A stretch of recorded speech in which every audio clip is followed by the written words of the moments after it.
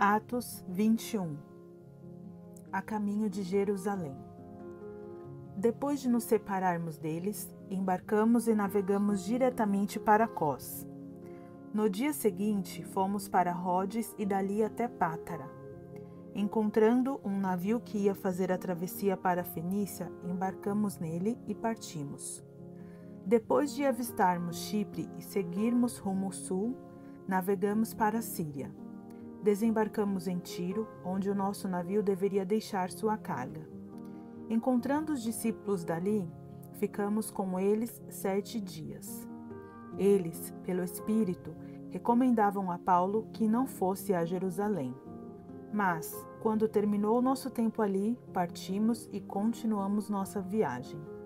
Todos os discípulos, com suas mulheres e filhos, nos acompanharam até fora da cidade, e ali na praia nos ajoelhamos e oramos.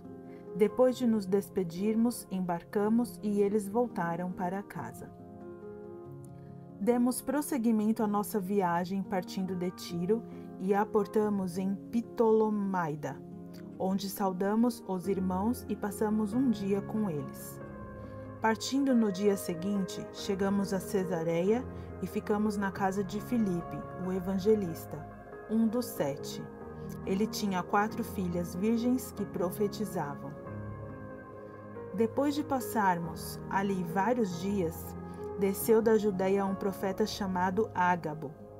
Vindo ao nosso encontro, tomou o cinto de Paulo e, amarrando-o às suas próprias mãos e pés, disse: Assim diz o Espírito Santo: desta maneira os judeus amarrarão o dono deste cinto em Jerusalém e o entregarão aos gentios.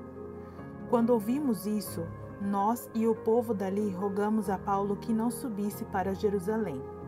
Então Paulo respondeu: Por que vocês estão chorando e partindo o meu coração? Estou pronto não apenas para ser amarrado, mas também para morrer em Jerusalém pelo nome do Senhor Jesus. Como não pudemos dissuadi-lo, desistimos e dissemos: Seja feita a vontade do Senhor. Que faremos? Certamente eles saberão que você chegou. Portanto, faça o que dizemos.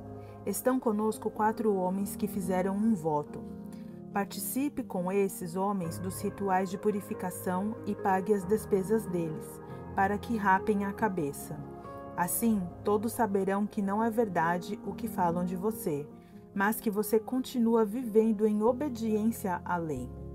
Quanto aos gentios convertidos, já lhes escrevemos a nossa decisão de que eles devem abster-se de comida sacrificada aos ídolos, do sangue, da carne de animais estrangulados e da imoralidade sexual.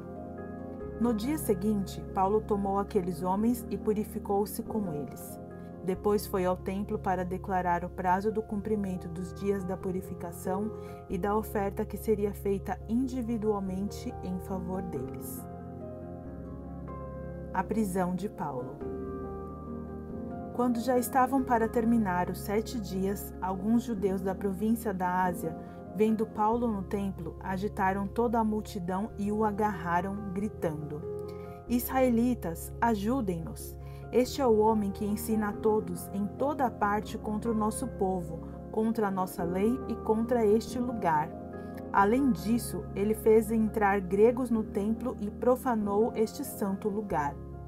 Anteriormente, eles haviam visto o efésio Trófimo na cidade com Paulo e julgaram que Paulo o tinha introduzido no templo. Toda a cidade ficou alvoroçada e juntou-se uma multidão. Agarrando Paulo, arrastaram-no para fora do templo, e imediatamente as portas foram fechadas. Tentando eles matá-lo, chegaram notícias ao comandante das tropas romanas de que toda a cidade de Jerusalém estava um tumulto. Ele reuniu imediatamente alguns oficiais e soldados e com eles correu para o meio da multidão. Quando viram o comandante e os seus soldados, pararam de espancar Paulo.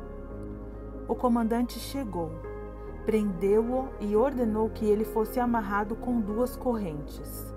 Então perguntou quem era ele e o que tinha feito. Alguns da multidão gritavam uma coisa, outros gritavam outra. Não conseguindo saber ao certo o que havia acontecido por causa do tumulto, o comandante ordenou que Paulo fosse levado para a fortaleza. Quando chegou às escadas, a violência do povo era tão grande que ele precisou ser carregado pelos soldados. A multidão que o seguia continuava gritando: "Acaba com ele!" O discurso de Paulo. Quando os soldados estavam para introduzir Paulo na fortaleza, ele perguntou ao comandante: "Posso dizer-te algo?" "Você fala grego?" perguntou ele.